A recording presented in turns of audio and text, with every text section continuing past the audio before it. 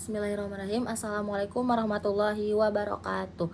Alhamdulillahirabbil alamin wa bihi nasta'in wa ala umuri dunya waddin. Wassalatu wassalamu ala asrofil anbiya'i wal mursalin wa ala alihi wa sahbihi ajmain. Amma ba'du. Yang terhormat Ibu dosen pengampu mata kuliah Kekayaan Intelektual Ibu Eriska Ginalita SHMH. Sebelumnya, izinkan saya memperkenalkan diri. Nama saya Neng Bintang Maharani dengan NIM 213201104 Saya membuat video ini untuk memenuhi tugas akhir ujian tengah semester. Di sini saya akan menjelaskan tentang tantangan perlindungan hak moral dan hak ekonomi di era globalisasi dan digitalisasi. Era globalisasi dan digitalisasi telah membawa perubahan besar dalam berbagai aspek kehidupan, termasuk dalam perlindungan hak-hak moral dan hak ekonomi. Hak moral dan hak ekonomi yang menjadi bagian dari hak kekayaan intelektual memiliki peran penting dalam melindungi karya dan inovasi seseorang. Namun, tantangan yang dihadapi dalam era ini semakin kompleks seiring dengan perkembangan teknologi, ekonomi digital, dan aksesibilitas yang hampir tanpa batas. Adapun juga hak moral dan hak ekonomi, pengertian dan pentingnya itu, hak moral adalah hak yang melekat secara pribadi pada pencipta dan bersifat abadi, tidak dapat dialihkan dan bertujuan melindungi integritas karya dan identitas pencipta. Misalnya, hak untuk mengklaim nama pencipta pada karya yang dihasilkan dan mencegah distorsi atau modifikasi tanpa izin.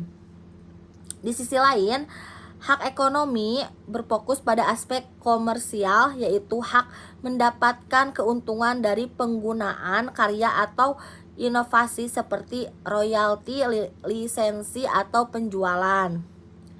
Dalam kompleks globalisasi dan digitalisasi, hak-hak ini menjadi semakin vital karena karya atau produk inovasi dapat dengan mudah diakses, digunakan, atau disebarluaskan melalui platform digital. Sayangnya, aksesibilitas yang luas ini seringkali berbanding lurus dengan peningkatan resiko pelanggaran hak moral dan hak ekonomi.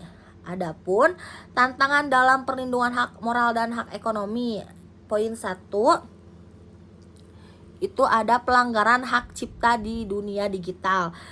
Digitalisasi memungkinkan reproduksi karya dalam bentuk yang lebih mudah dan murah, seperti pengunduhan ilegal film, musik, buku, atau perangkat lunak.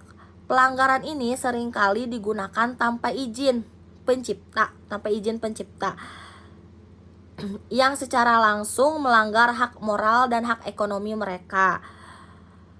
Meskipun ada regulasi terkait hak cipta seperti Digital Millennium, Copyright Act, atau Undang-Undang Hak Cipta di Indonesia, penerapannya masih menghadapi kendala di dunia maya yang sangat luas dan anonim.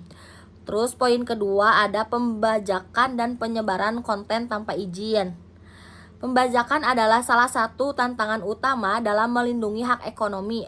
Produk seperti film, musik, atau software seringkali diunggah secara ilegal di platform berbagi file atau situs streaming. Hal ini mengurangi pendapatan yang seharusnya diterima oleh pencipta atau memegang hak cipta. Terus poin yang ketiga itu kurangnya kesadaran akan hak moral. Dalam beberapa kasus, hak moral seperti atribusi atau pengakuan pencipta sering diabaikan di era media sosial. Misalnya desain pornografi, tulisan, atau desain yang digunakan tanpa memberikan kredit kepada penciptanya. Hal ini mengurangi penghargaan terhadap kreativitas dan integritas pencipta. Poin yang keempat itu perdagangan internasional dan standar yang berbeda. Globalisasi menyebabkan produk atau karya melintasi batas negara dengan cepat, tetapi perlindungan hukum atas hak kekayaan intelektual sering berbeda-beda antar negara. Negara-negara dengan sistem hukum yang lemah atau tidak tegas sering kali menjadi surga bagi pelanggaran hak moral dan ekonomi. Poin yang kelima itu peningkatan teknologi AI. Teknologi kecerdasan buatan AI juga menimbulkan tantangan baru dengan kemampuan AI untuk menciptakan konten seperti teks, gambar, atau musik. Muncul pertanyaan tentang siapa yang memiliki hak moral dan ekonomi atas karya yang dihasilkan oleh mesin. Terus ada peran pemerintah dan institusi dalam perlindungan hak. Untuk menghadapi tantangan tersebut, pemerintah dan lembaga terkait harus memperkuat regulasi, meningkatkan penegakan hukum, dan menciptakan kesadaran publik. Ada beberapa langkah yang dapat diambil itu. Yang pertama, peningkatan kerangka hukum internasional. Harmonisasi peraturan internasional tentang hak kekayaan intelektual diperlukan untuk mengatasi perbedaan standar antar negara. Konvensi internasional seperti TRIPS, Trade Related Aspects of Intellectual Property Rights, dapat menjadi dasar yang diperkuat. Terus poin kedua, ada pengawasan dan teknologi digital.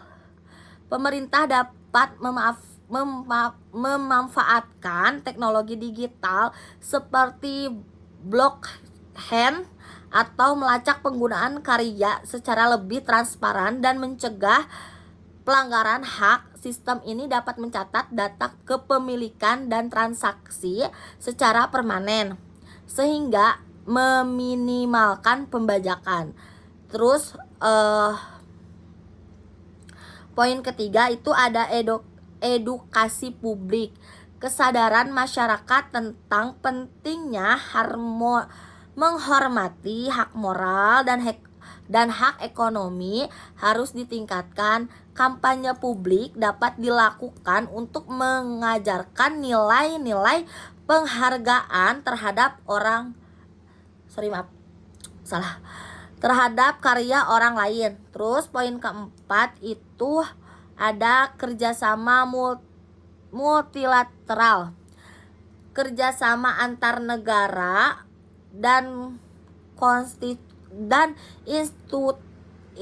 institusi internasional diperlukan untuk melacak pelanggaran lintas batas dan memperkuat mekanisme penegakan hukum.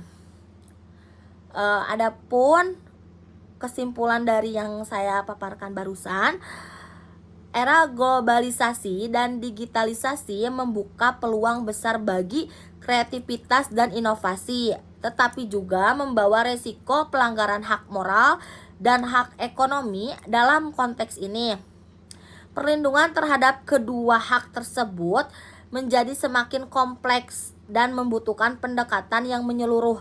Regulasi yang kuat, penegakan hukum yang tegas, serta kesadaran publik adalah kunci utama dalam memastikan hak-hak pencipta terlindungi dengan baik.